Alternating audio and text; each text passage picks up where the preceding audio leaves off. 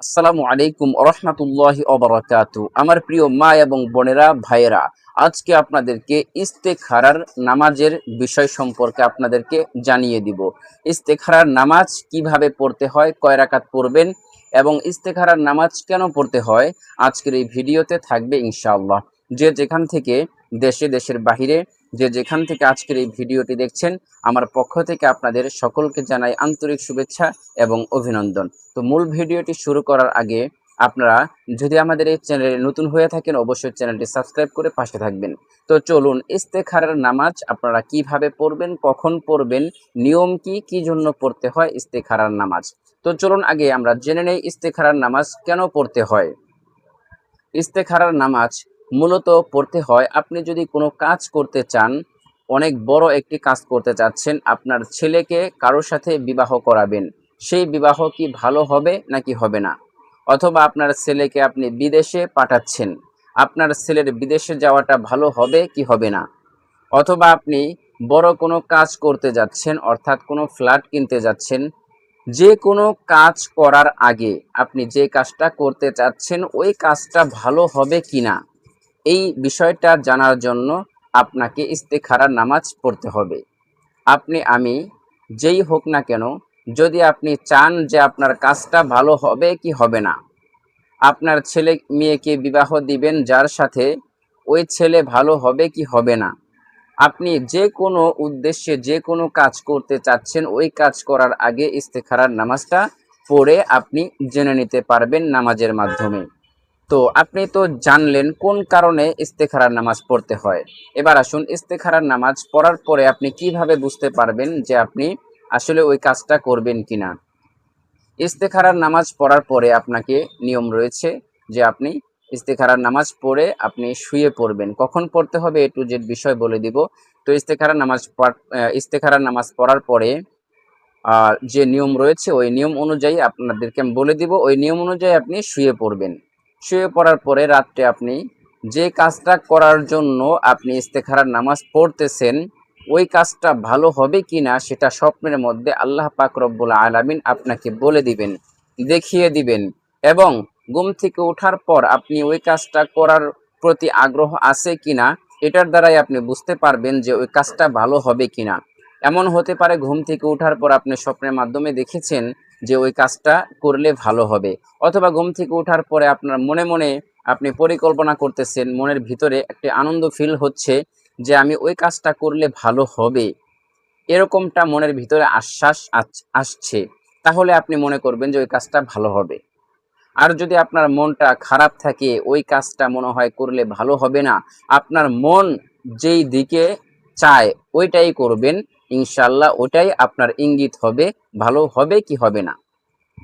তো চলুন এখন আমরা ইস্তেখারার নামাজ সম্পর্কে জানলাম, কেন ইস্তেখারার নামাজ পড়তে হয়। এবার চলুন ইস্তেখারার নামাজ কয় রাকাত পড়তে হয়। ইস্তেখারার নামাজ মূলত 2 রাকাত পড়তে হয়। 2 রাকাত ইস্তেখারের নামাজের নিয়তে আপনাকে 2 রাকাত নামাজ পড়তে হবে।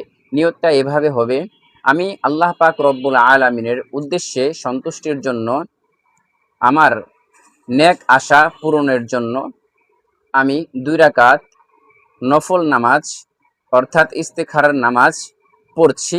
আল্লাহু আকবার, এভাবে আপনি নিয়ত করতে পারেন। আরো সহজে এভাবে বলতে পারেন, আমি 2 রাকাত ইস্তেখারার নামাজ পড়ছি আল্লাহ পাক রব্বুল আলামিনের জন্য।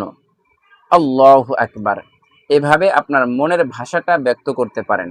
অথবা আপনি শুধুমাত্র এই উদ্দেশ্যে পড়তে পারেন যে আমি ইস্তেখারার নামাজ 2 রাকাত পড়তেছি আল্লাহু আকবার, অর্থাৎ ইস্তেখারার নামাজ হলো নফল নামাজ, আপনি ইস্তেখারার উদ্দেশ্যে আপনি 2 রাকাত নফল নামাজ পড়বেন।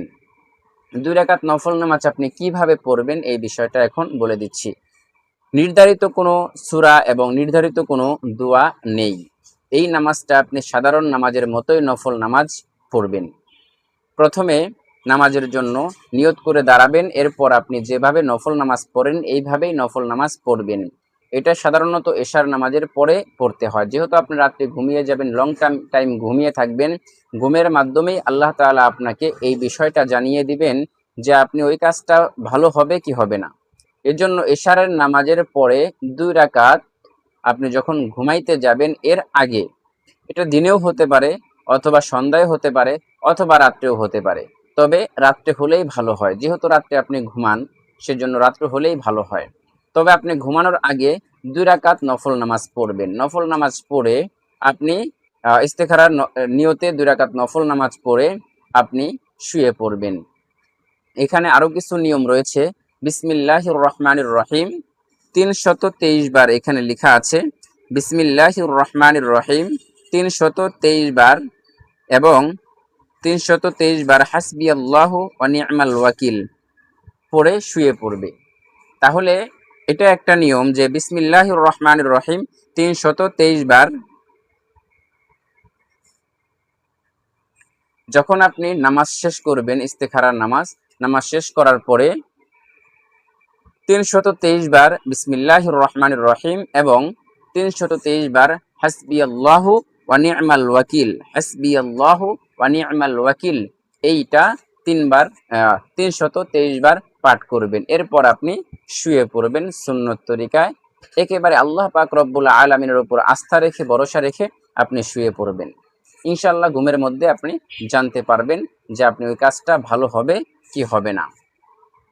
তাহলে ইস্তেখারার নামাজ কেন পড়তে হয়, কি জন্য পড়তে হয়, কখন পড়তে হয়, আশা করি আজকের এই ভিডিওতে জানতে পেরেছেন। যদি আপনারা পরিপূর্ণ নামাজের নিয়ম চান, পরিপূর্ণ নামাজ কিভাবে পড়তে হয়, এই বিষয়ে যদি আপনারা জানতে চান, তাহলে অবশ্যই আপনারা কমেন্টে জানাতে পারেন। তো এখন আমি আবারও নিয়মটা সংক্ষিপ্ত আকারে সুন্দর করে বলে দিচ্ছি। ইস্তেখারার নামাজ মূলত কোনো কাজ ভালো হবে কি হবে না, এই বিষয়টা জানার জন্য, কোনো বড় একটি আপনি কাজ করতে যাচ্ছেন, ওই কাজটা ভালো হবে কি হবে না, এই বিষয়টা জানার জন্য আপনাকে ইস্তেখারার নামাজ পড়তে হবে। সেই জন্য আপনি এশারের নামাজের পরে আপনি 2 রাকাত ইস্তেখারার নামাজের নিয়তে 2 রাকাত নামাজ পড়বেন। পড়ার পরে বিসমিল্লাহির রহমানির রহিম 323 বার এবং হাসবি আল্লাহু ওয়া নি'মাল ওয়াকিল 323 বার পাঠ করার পরে আপনি শুয়ে পড়বেন। ইনশাআল্লাহ স্বপ্নের মধ্যে আপনাকে আল্লাহ পাক রব্বুল আলামিন জানিয়ে দিবেন যে আপনি ওই কাজটা ভালো হবে কি হবে না, অথবা আপনার মন ওই দিকে টানে কি টানে না। যদি ওই দিকে টানে আপনার মন, যে ওই কাজটা করলে মনে হয় ভালো হবে, তাহলে ওই কাজটা করবেন ইনশাআল্লাহ। এইভাবেই ইস্তেখারার নামাজ পড়ে আপনি আপনার ওই কাজটা ভালো হবে কি হবে না জানতে পারবেন। তো আমার প্রিয় মা এবং বোনেরা, আমার ভাইয়েরা, যারা আজকের এই ভিডিও থেকে বিষয়টি জানতে পেরেছেন, ভালো লাগলে অবশ্যই ভিডিওতে লাইক দিয়ে যাবেন এবং চ্যানেলটির পাশে থাকবেন ইনশাআল্লাহ। তো আজকের মতো ভিডিওটি এখানে শেষ করে দিচ্ছি। আসসালামু আলাইকুম ওয়া রাহমাতুল্লাহি ওয়া বারাকাতুহু।